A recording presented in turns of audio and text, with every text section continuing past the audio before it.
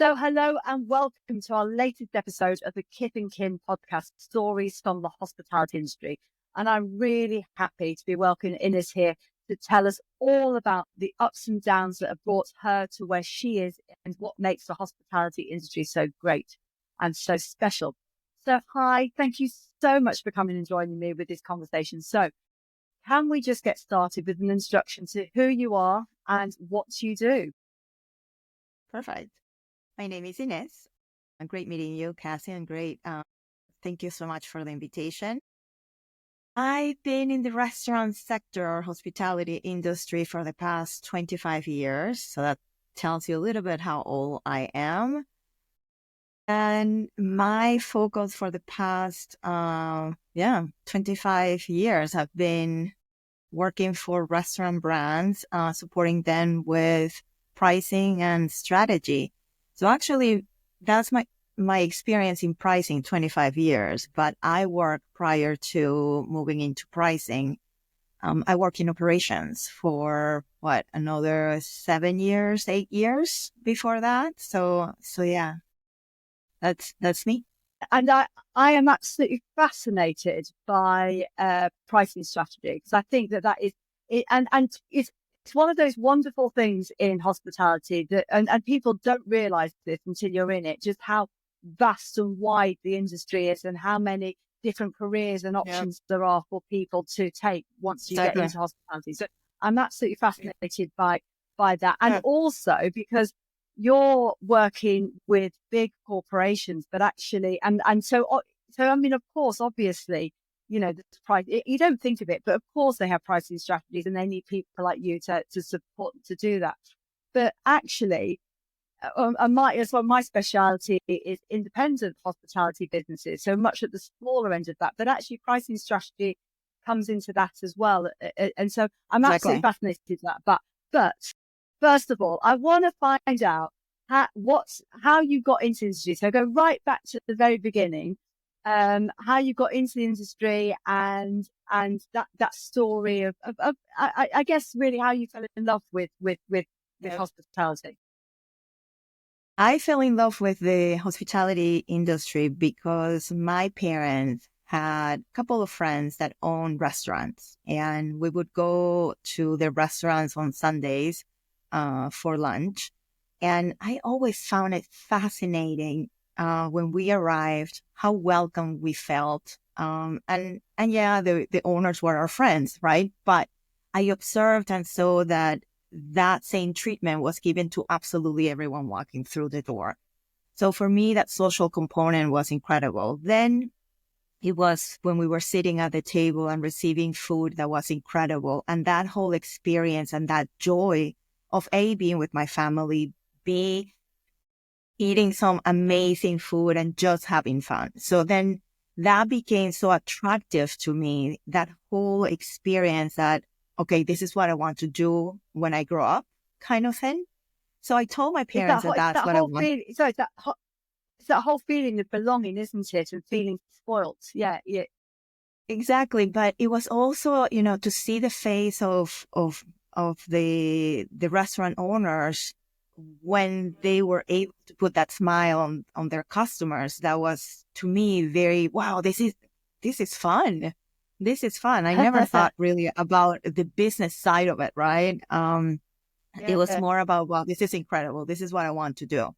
I love this, and I love to be in beautiful environments, and just surrounded by joy, right? Because at the end, when someone goes to a restaurant, people go either for business meetings or to meet friends and family. I mean, it's rare when you have someone that just goes to a restaurant because they're really hungry and they just want to eat and get out. Yeah. There are some segments for that, right? But most of them is about having something good and having a good time. Yeah. So I told my parents that I wanted to do that. That's what I wanted to do. And my mother, very pragmatic, she said, yeah, but you need an education to do that. I'm like, well, okay. And she's like, and the only school for that is like 45 minutes away from where we live, and that's too far. I'm like, oh. She's like, yeah, no, you should look for something else. So I decided, okay, well, I'll study economy. I thought, okay, I could make somehow a transition somehow there. So I went to, and this is in Caracas, Venezuela. That's where I was born. But then I went to the U.S. 1 year to learn English. And there I went to a career fair because I was a high school student at the time. And there was a university that had hotel and restaurant management as a degree, as a program. So I started talking to them, and out of just curiosity, I applied. I was accepted, and I even got a scholarship to go to school there. So I told my parents, and I said, look, this is what I really want to do. My parents said, okay, fine. And financially, if you're able to do this because you got the scholarship, then go for it, right? So anyways, my mom always jokes. My mom always jokes that, oh my gosh, I didn't want you to go 45 minutes away. And now you went a whole different country. So that was a bit crazy. So in between all my university, like the summers, I will always go back to Venezuela and work at my friend's restaurant. Yeah. So I was either a host or a server. And the more I did those kind of jobs and saw how the kitchen worked and the communication between the kitchen people and the front of the house people, I found that fascinating. So it just reinforced my joy to be in the hospitality industry. So then I joined, after graduation, I joined Compass, and I went to work for one of their business accounts in Texas at Southwest Texas University. So I went there as an associate director for their food and beverage division. And it was fun. I loved it. And funny enough, the long hours, the having to clean kitchens or having to clean things because people didn't show up or because someone got sick or something, that did not take that joy away. Quite the opposite. I thought that it was really rewarding, regardless what type of job you were doing throughout the day. But there was something fun about seeing the students coming in and giving them the food, and sometimes hearing them complain about it or actually saying, wow, this is fantastic. So that component was there and I loved it. But I think what I loved the most was the interaction with the people that worked with me. So you had people that were very, very humble, people that came from very, very low income areas, but that they were really wanting to get ahead and provide an amazing service to their customers. So I found that rewarding from the two components, right? The component of the customer, but the rewarding also of the people that you work with. But then I decided that maybe Texas wasn't the place for me. Just going back, but that's absolutely fascinating. Because I think that is it's very difficult for people who aren't in the industry to understand actually this sort of driving purpose that people have, even if, as you say, even if what you're doing is just washing the dishes or cleaning the floors, actually you still feel that you are serving others, and that becomes part of the mission, that everyone's in it together. So this team camaraderie is really part of the joy, but it's also the joy of watching, even if it was just you cleaning the floors, watching other people experience something that together you've all created. It's exciting. It's exciting. It is exciting at all levels in the industry, isn't it? I think so, and it's just, I mean, and you know how it is when you work in restaurants or in other areas of the hospitality business. I mean, the pressure and the intensity peaks, right, during lunch hour, breakfast, lunch, and dinner, right? So there's always this rush about getting it done well, and then poof, then it goes down because then you close the business or you close the service. But all those peaks and knowing that you're working to get something done because there's a very specific limited time that you need to deliver this, I think that also adds to it, right? That pressure and the challenges of being able to achieve that successfully. So that's reinforced my, okay, I want to stay in this business, right? But I didn't want to live in Texas that was not for me. So then I joined, oddly enough, a hotel business or a resort business called Club Med. I don't know if you heard of them or if Yes, you've been yeah. to No, I've heard one. of, yeah. No, I So, haven't been to one. But I've but this heard. was the early 90s. I- I've seen things and experienced things that right now are not legal. Thank God. So I Yeah. joined. Well, yeah. Let's just jump over those. That's not good. Yeah. So when I joined them, they sent me to a resort to manage their specialty restaurant in Mexico in the Pacific side. And the type of work that you do there is that you work and live in the resort. You do your function. Mine was managing the restaurant, but you also have to live and do things with the guests. So you're part of Yeah. the guest experience. So that was a lot of fun. And for someone that was 24 at the time, I Yeah. would go to Wow. work wearing my swimming suit and apparel or something like that. It was so much fun. So I loved that, and I did that for 2 years. But at the time, there was no TVs in the rooms, no phones, nothing. It was like, seriously, you were Yeah. out there. You did not know what was happening in the world. So I did that for 2 years, Yeah. and I thought, okay, I need to go back to reality. This is fun, but I need to go back to reality. So I went back to Venezuela, and I joined Intercontinental Hotels as an assistant food and beverage director for their property. At the time, it was the most revenue generator property for Intercontinental within the Americas, or Central America, South America. It was very demanding. It was great. And I had to work with many different backgrounds again. And I was working for a serious hotel. So that added another layer of my experience. One of the things that I found really difficult was that for some reason, and I didn't know that was the law, you only get 1 day off a week. And we were two assistant food and beverage managers. And so what we decided was, okay, so what if we work straight for 2 weeks? And then Yeah. we Oh, each wow. get 2 days off. I Yeah. was like, okay, let's do that, right?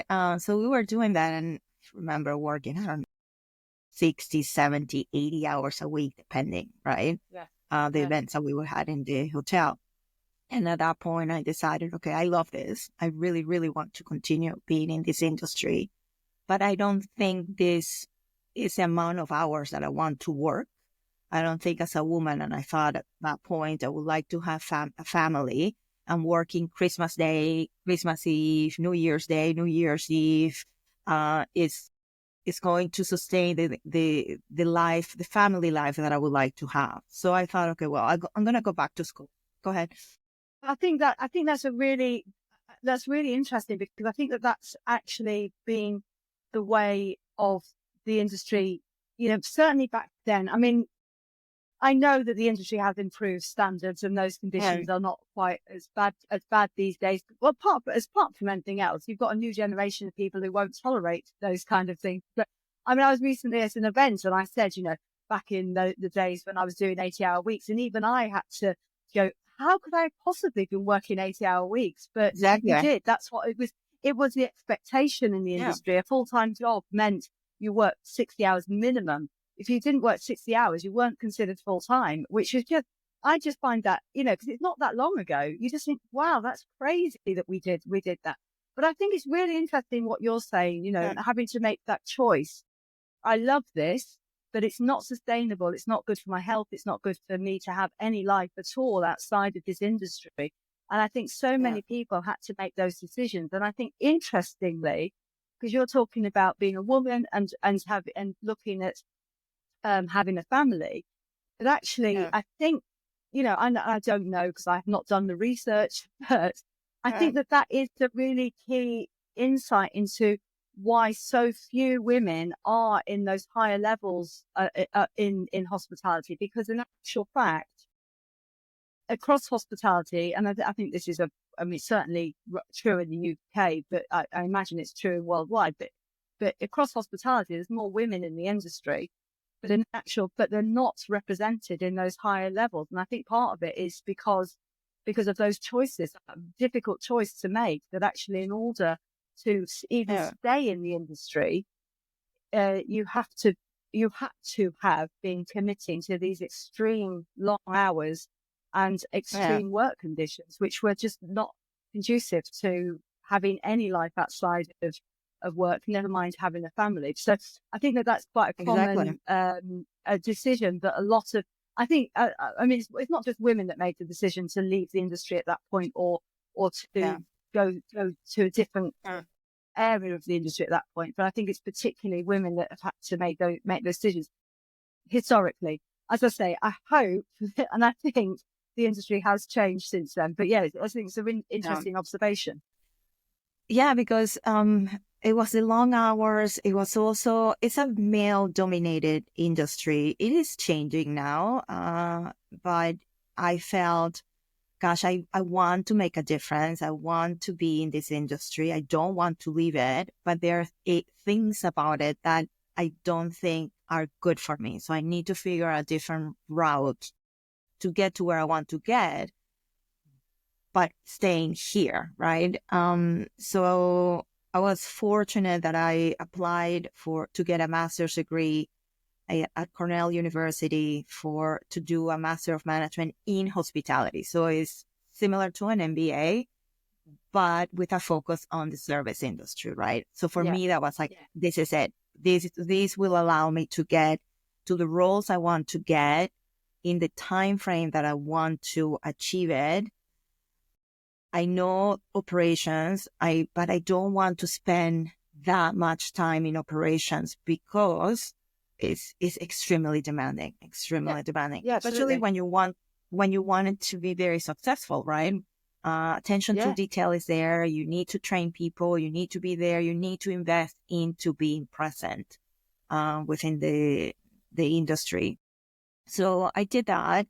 And during that time, I also started working with Four Seasons Hotels, and I joined their food and beverage department. So after graduation from my master's degree, I went to Boston to the Four Seasons Hotel there, and I was working in the food and beverage division. And again, I loved it. Clientele, super high end, very demanding in terms of the service that we needed to provide. Everything needed to be very, very high end. And I loved it, right? But I also, during university, I learned about pricing. One of my professors at the time, he had founded a pricing consultancy for the restaurant sector. So I had a conversation with him after I joined Four Seasons, and he's like, why don't you come and try and see what is it that we do? And then he showed me what they were doing. And I thought, gosh, this is like the perfect blend for me, because you need to know operations. You need to have a knowledge of this industry, but you're adding a lot of science to it, which was the data insights, right? So navigating at the time, this is year 2000, word big data really didn't exist, but it was starting to be present there, right? The .com, the boom, the .com, that was the time. So I transitioned from operations into consulting, and for me that was the best route. And I stayed, and I'm still there, and I will continue to be there for God knows how many more years. But it's that joy of being able to deliver, regardless in which area you deliver it, but good service is incredible, right? Because when you are in a restaurant, it's about delivering the experience, the service to your customers and to the people you work with. And now in consulting, it's the same thing. You want to deliver that amazing experience to your clients with the people that you work with. And at the same time, you have a really good understanding of the service that they're delivering to their customers. So it's fantastic. And I think a lot of young people sometimes do not see that it's all about service. And there's this hotelier in the US in the early 1900s, Ellsworth Statler, who said something that has become the motto of one of the universities I attended, which is life is service. The one who progresses is the one who gives his fellow men a little more, a little better service. And it's absolutely true, right? So if you think about everything that we do, it's about how can we give it better? Because it's extremely rewarding when you deliver whatever it is that you're working on or industry, when you deliver something and it's super well received, it makes an impact on your client or your customer. It's just extremely rewarding. And at the end, that's what it's all about, right? To ensure that everyone is having joy. And I'm certain, obviously, because you've come from that operations side into this consultancy, your genuine, true understanding of the experiences of your clients is there, which I'm sure makes a huge impact on your ability to be able to deliver for them. But let me just say, I'm really fascinated by what you do with developing pricing strategies. So I know you work with obviously big restaurant groups, but I imagine there's some smaller ones in there as well. But when you are going in with a new client, what are the questions that you're asking them or they're asking of you in terms of them developing these pricing strategies? What are the elements that go into creating that strategy? Well, it's not a mystery, right? But the restaurant sector and hospitality margins are razor thin, very, very difficult to be profitable in the industry.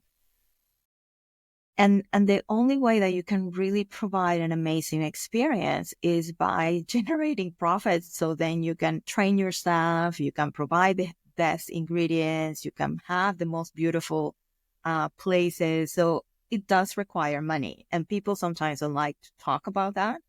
But that's the truth, right? So the questions that I would have when I start working with a brand is, okay, so what does the brand stand for, right? What is it that you want your customers to walk away with? What is it that you want your employees to walk away with? And then we start looking, okay, so where are some of those opportunities where you could improve profitability without losing your customers? Because at the end, that's how you make money, right? It's through people coming to the door. So we start looking for areas that have been untapped, that potentially there's more opportunity than what the brand thought of at the beginning. Identify those areas where there's no opportunity. And even if they think that they can increase prices there, it's a no. You will lose customers if you do that. So it's evaluating where the opportunities are, right? But ultimately, what we're trying to do is support, or what I'm trying to do is to support the brands that I work with so they can stay in business and they can be profitable enough that they can plan for growth, that they can invest it back into their employees, into how they deliver what they're good at delivering. So fundamentally, the first thing is those organizations, they absolutely need to know who their customers are. So they need to be able to tell you who their customer. Well, I mean, I guess you work it out, but actually them having a really good understanding of their customers is important. But also, as you say, them understanding what their brand is and what the purpose is. What is it that their customers are coming in for? Because we were talking, just a bit earlier, so that there's places where people just go to get something to eat. They don't really exist. There's very few places like that people are just coming for that purpose. They're coming for something. There's other reasons why people go to a restaurant or to a hospitality venue. So I guess knowing those two things is really, really key. But I'm imagining, and I'm just imagining, I don't know, you have to tell me, but I'm imagining that actually these days that genuine data insight comes into it quite a lot now. So you can actually, particularly for these bigger organizations, although I know actually small organizations can access that customer data quite easily these days. I imagine data is quite an important sort of starting point for what you're doing. And that's exactly what it's all about, right? When I started working in pricing, it was year 2000, and it was all data driven back then. I think, I don't know if you and I are in the same generation, but we have seen incredible changes, from not having technology to having now a significant amount of technology that enables analysis, that enables businesses to be more efficient at what they're doing, right?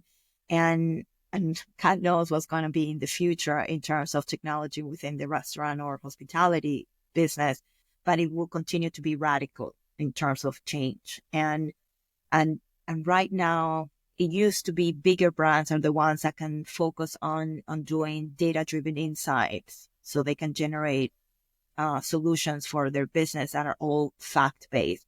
Now, smaller brands can do that as well, right? AI is doing incredible things to enable businesses to analyze their own data. And when I say analyze their own data, is the transaction, right? You get a ticket every time you sell something. So, okay, so let's analyze that ticket. What are people buying? What are the products that they buy together?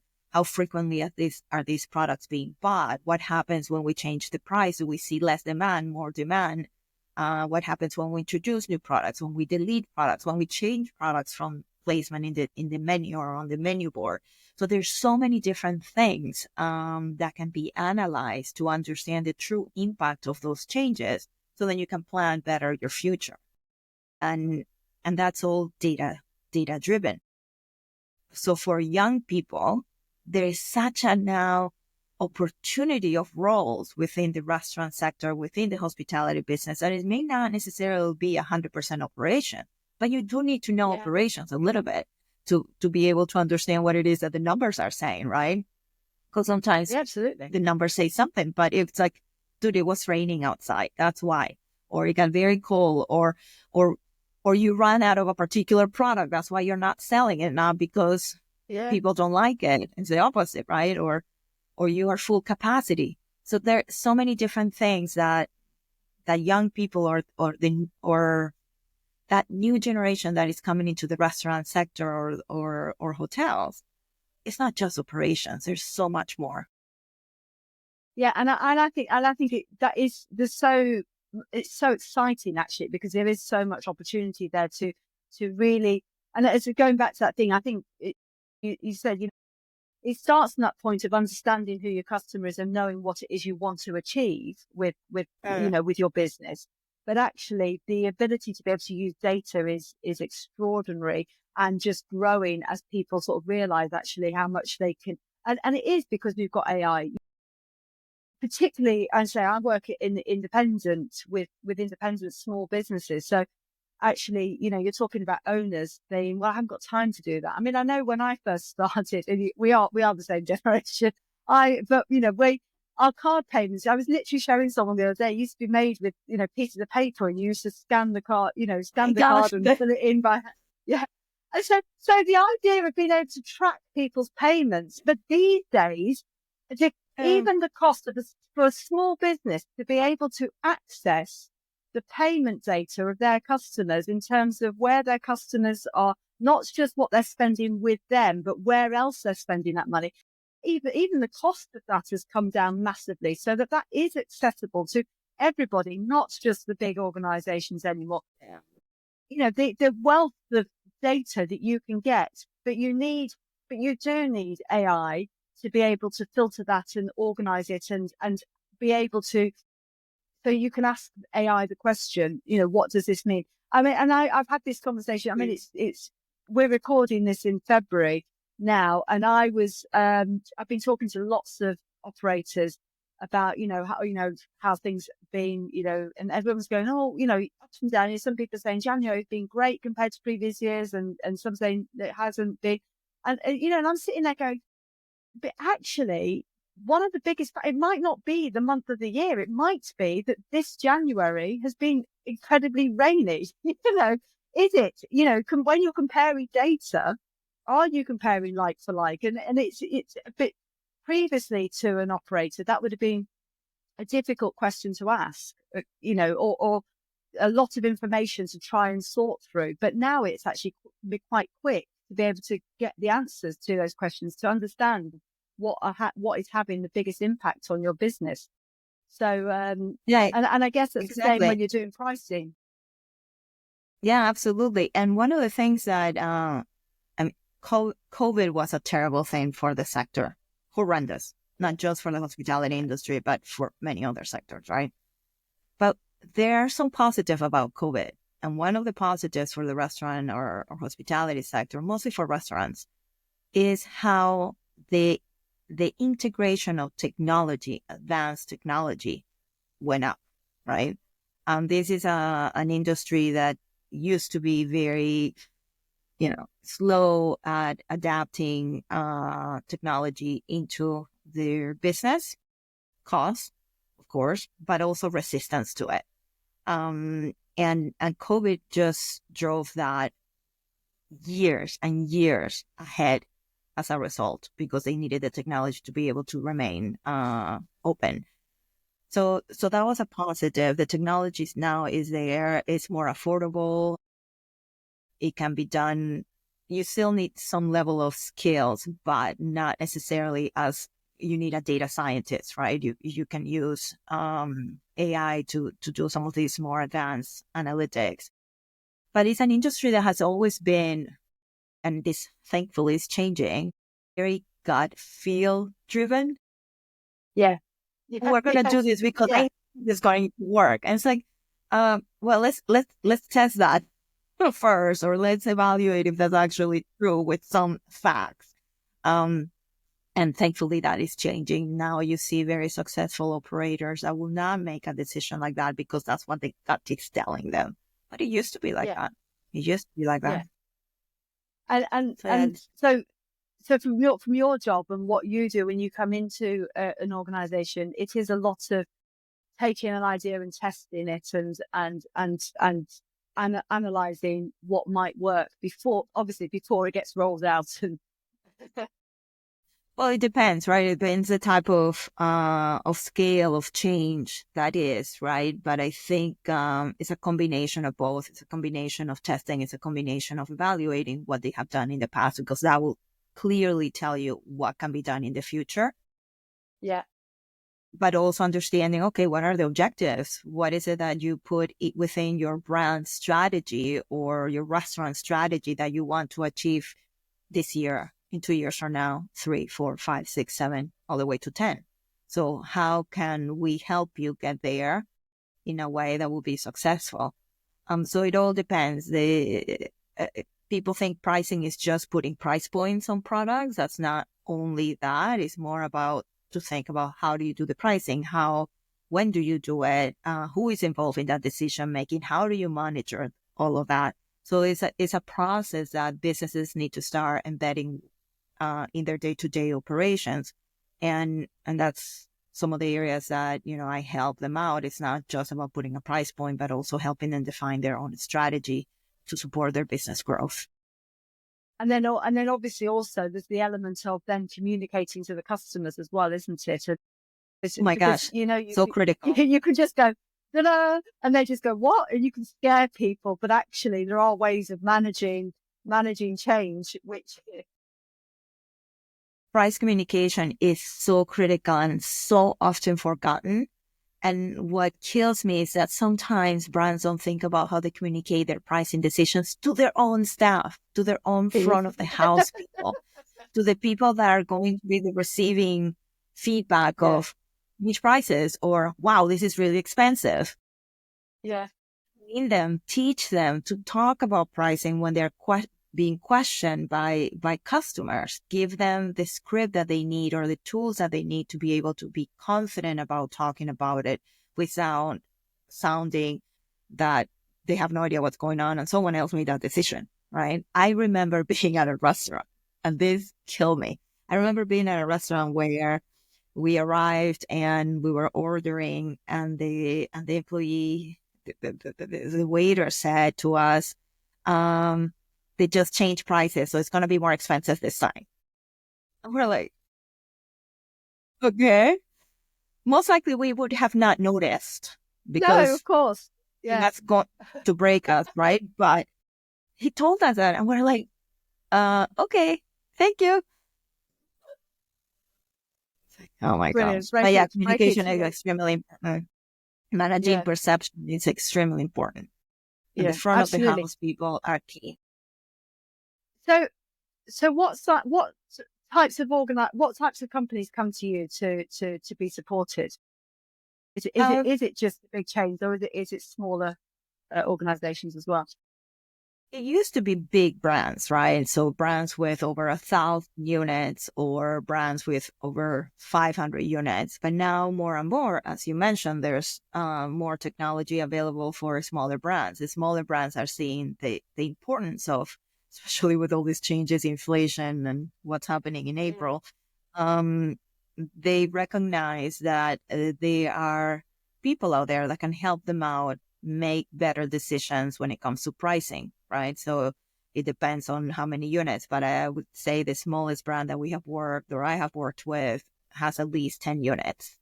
And then conversations with other brands that are smaller is more about, okay, how do you plan for your future? How do you build some of the foundations? Start thinking about it. So when you are at a bigger scale, you can start applying a bit more science into your price decision making. Yeah, amazing. So, in people's stories of how they get to where they get to, nothing is always. I mean, we've literally had 30 minutes for you to tell your story and then to dive into it. So it's been a straight line, but obviously there's ups and downs along the way. And I just, just to sort of illustrate to listeners for everybody there are those ups and downs. I was just wondering if you would be prepared to share with us, perhaps, one of those missteps that you've taken along the way that sort of stands out. Yeah. I was thinking very hard about that. And I don't know if I'm seeing my career with rose, how do you call it? Rose lenses? Rose tinted glasses, yeah. Yes. Yeah. Or why? Because I cannot think of times where I just messed up so badly that something shook me, right? I think I have messed up for sure. And I think one of my biggest mistakes or regrets or things that, if I could go back and I will do it differently, would be on how I reacted or how I felt during high stress moments. We have a lot of those in the industry. And sometimes we talk to each other in a way that we shouldn't. And it's accepted. Well, maybe not anymore, but it used to be. Yeah. It used to be, right? And when you see some shows, I don't know if you have seen The Bear, and you see people talk to each other in the kitchen in that manner. Yeah, it's not a lie. It's true. You react and you say things, and that's not acceptable. And I think I could have had a better or a bigger impact on stopping things like that, right? So that's one of the things that when I think back, is like, oh gosh, what would I have done differently? And I think that's one of them. The other ones are just rookie mistakes, are things that you do. You forgot to order something, right? And then all of a sudden it's like, we need to 86 this. Yeah. But as you're saying before about dealing with, I think one of the wonderful things, there's so many wonderful things about starting a career in hospitality, but I think that hospitality creates people who are particularly able to handle stress and build those with that resilience, but also learn these skills actually. And you only learn those skills by making those mistakes, when you stand by, when you think actually I should step in, or you react in a way that you think, God, I really should, that's embarrassing that I reacted like that. And they're lessons that you learn, aren't they?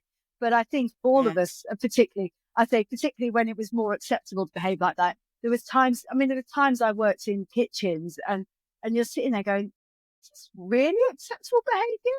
But, but the fact that so many of us looked at that and said, this isn't acceptable, is it?